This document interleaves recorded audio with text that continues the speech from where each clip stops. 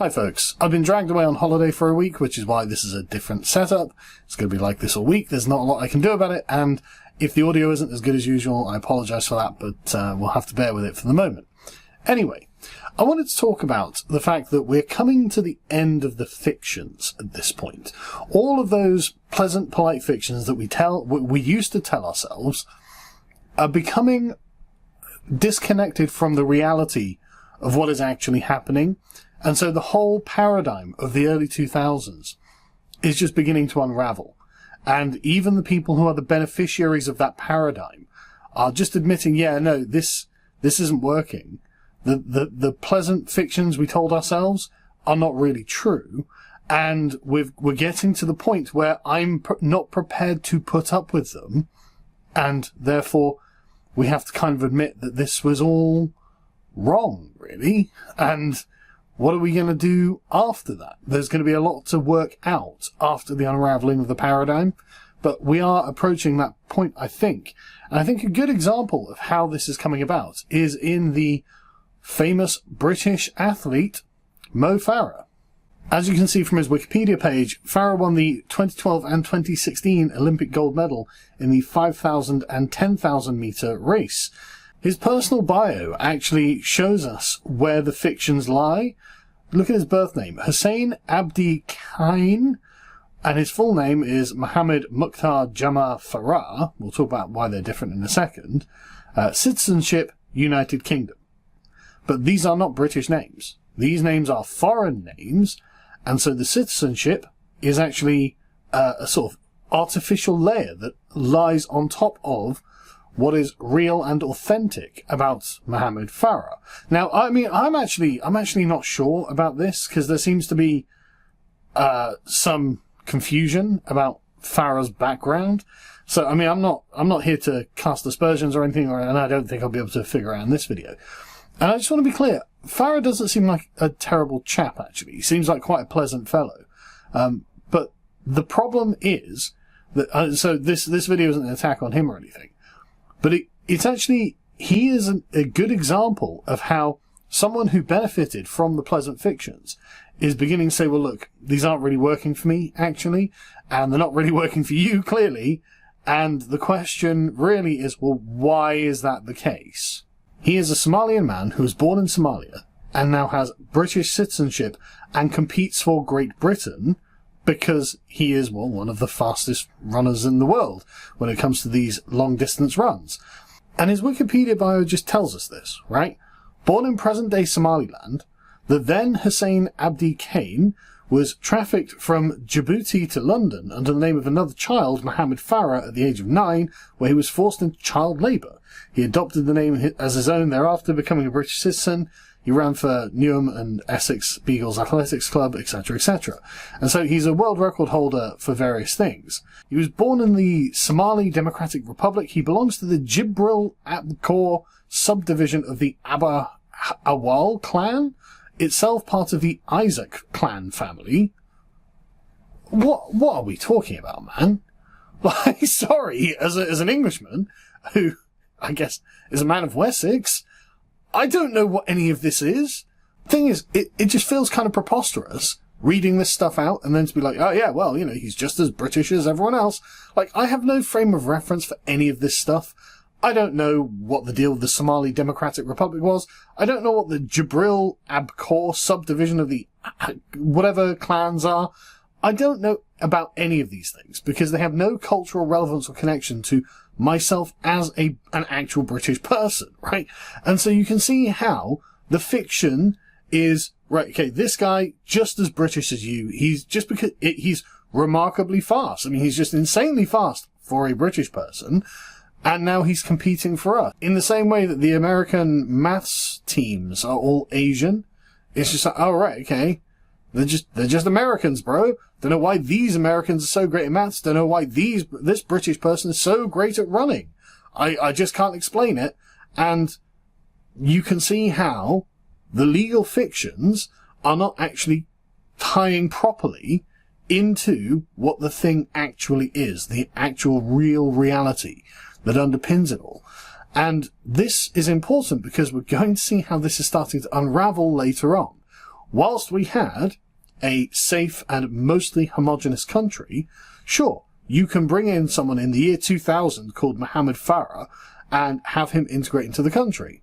Well, we're in the year 2025 now. How are things looking? How's integration looking? How is the homogeneity and the safety of the country looking? Which is something we're going to get onto very shortly. So I think I better point out that these allegations about being child trafficked into Britain that Farah has made have been refuted, or at least refused, by the family that he's accusing of child trafficking him into the country and using him as a slave. They've got an article here from 2022 in the Times. Farah was no slave. He did chores like the rest of us, says brother, quote unquote. Maybe. I don't know. I've no idea. And honestly, I spent a while looking into this, and I can't figure out whether any of this is true. But the point is, that's not a very British thing to do, actually. Child trafficking children to use as slaves is not something that British people have to worry about. And so what we can see is that we're dealing with people from a very different culture. There's sort of weird clans and sub-clans and familial ties and whatever else is going on. The civil wars that were happening when he was young. Like, all of this, this is a very different culture that are fighting over things that are frankly just not British and are completely alien to us. And so the things that they're arguing about are also alien. Like, we don't really understand what these people kind of act like and think, and why they do the things they do, because we don't really understand the structure, the social structures they have been born out of. And so they have just completely different priorities, and they think differently about the way that things are. And also, they have direct ties to their own culture that follow them out of that culture that we can't have because we're not from that culture. Like, we have ties to Britain that would follow us when we leave Britain that other people in the new country we go to just won't have and just won't understand. And that's just the way that these things are. These things are embedded in you, whether you like it or not. As just a quick thing here, Farah said that he was brought to Britain by Nimco Farah, given a new identity, and on a day-to-day basis he would live in fear, cooking, cleaning and changing nappies. He wasn't allowed to play with other kids. All I wanted was to have my parents or to have people that would care for you. I used to lock myself in that bathroom every day and cry, which is obviously terrible. But she says, actually, no, that's not the case. I was actually coerced in bringing Mohammed Farah into Britain and looking after him under the false pretenses that he needed medical treatment for a burn to his arm. And it's like, oh God, okay. So, it's, who knows who's telling the truth in any of this? Because some cultures just don't value the same things that we value. And I'm not trying to be mean. I'm not trying to be disrespectful. But some cultures just don't value honesty in the same way that we value honesty. Some cultures don't value taking accountability and taking responsibility for the things you've done, like we do. I don't know what the hell the deal is here, and frankly, I'm not really that inclined to try and figure it out. Like, don't get me wrong, I'm not saying that Mo Farah's circumstances, obviously they were difficult, because, you can't end up with a story like this and it not being difficult. But it's not really something to do with us. It's something to do with them. Anyway, the point being is that they don't just let those roots go, and in the same way that when Rishi Sunak became the first English Prime Minister of Britain, India cheered, well, of course, his family in their Somaliland village are cheering him on. But the thing is, I don't know what the deal is here, because, okay, Mohammed Farah was given a new name, which he adopted, and that happened when his family came to Britain. But here we've got another brother in Somaliland called Faisal Farah, who, frankly, does look quite a lot like Mohammed Farah, although that might not be anything to go by. Is this actually his brother? Or is this an adopted brother? I'm not really sure. I assume it's an adopted brother. This article is from before Mohammed Farah admitted or came out publicly and said, I was trafficked as a child. And so I don't know where this story in this article is coming from, because apparently the person, Faisal Farah, tells us that Mo was the fourth of 8 children, who is the eldest, He lived off the beaten track, etc., etc. He used to run in the streets as a child. He was very smiley and happy all of the time. We played together, we walked together, we played football, and sometimes we raced, but he was faster than me, he was a dynamo. And he says, it is as if I myself am running, so I cannot be jealous of him. So, is this just a completely made-up story? I have no idea what the actual reality is that I'm being told here. And so, just saying, I can't help but feel that, again, there's something about, there's a tonal difference in the cultures here. But anyway, whatever, let's carry on. Apparently, Mohammed Farah wanted to go there for a better life, but I don't want to go there, he says. He apparently likes the benefit of his country. But the thing is, again, I think this is just all made up. But he does tell us this, which is at least a value statement, so it doesn't really matter whether the facts are true or not, because it's what he believes.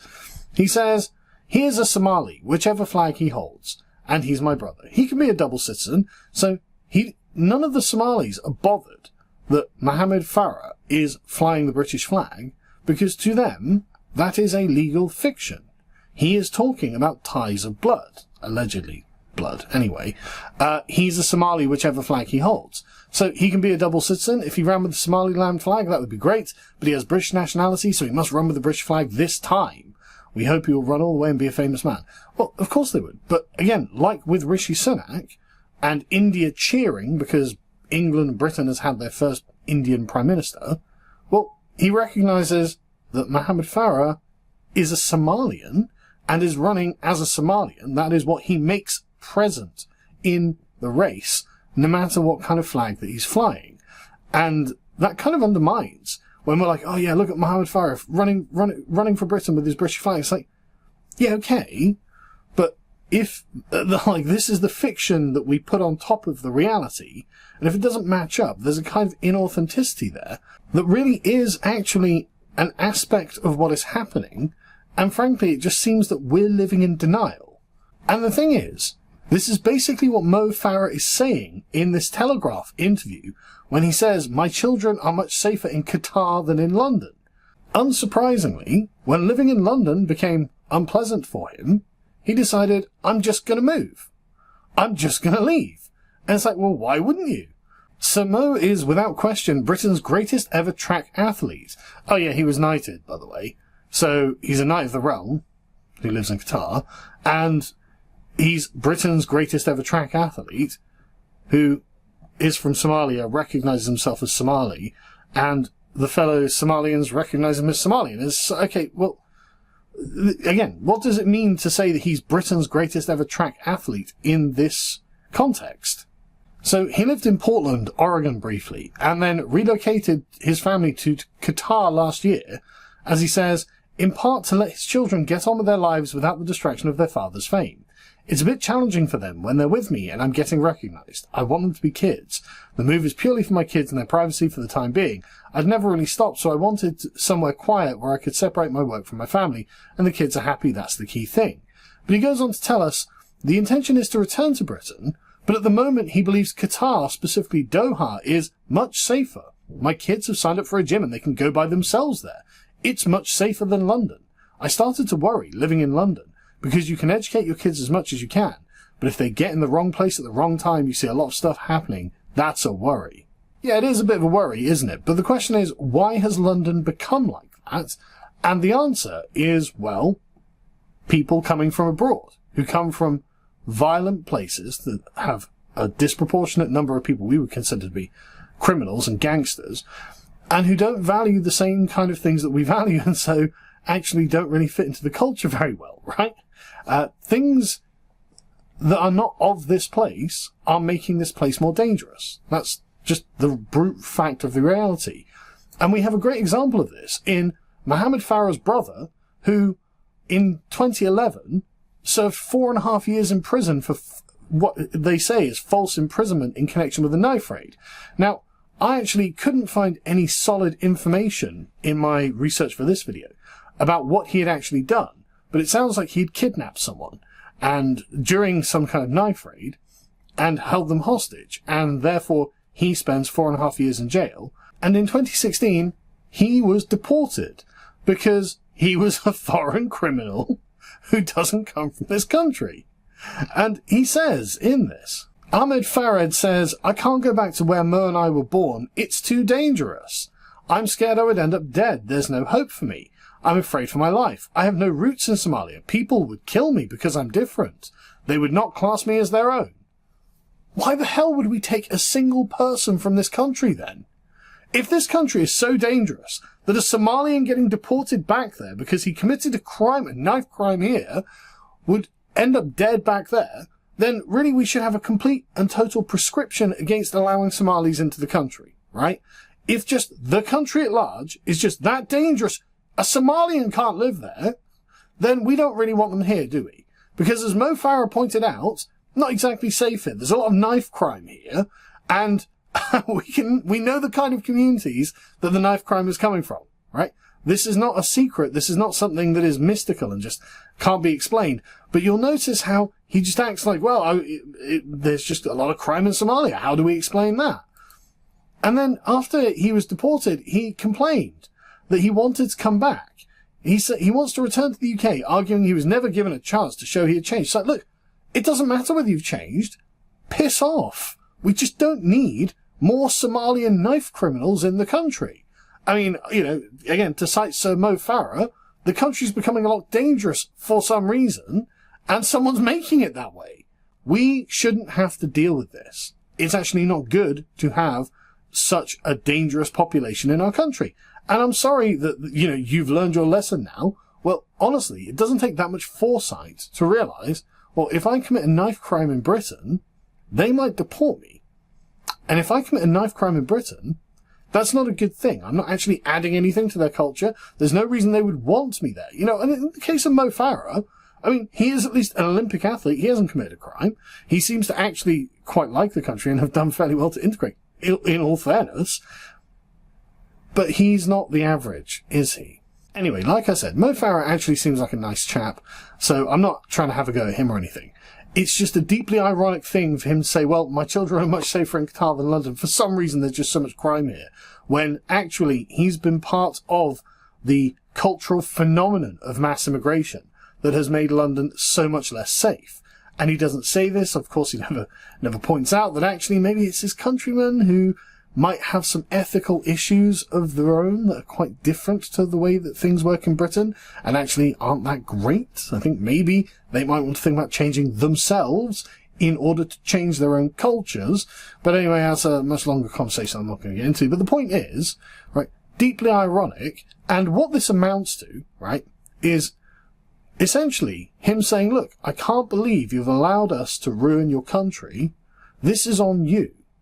And to be honest, he's kind of got a point there, hasn't he?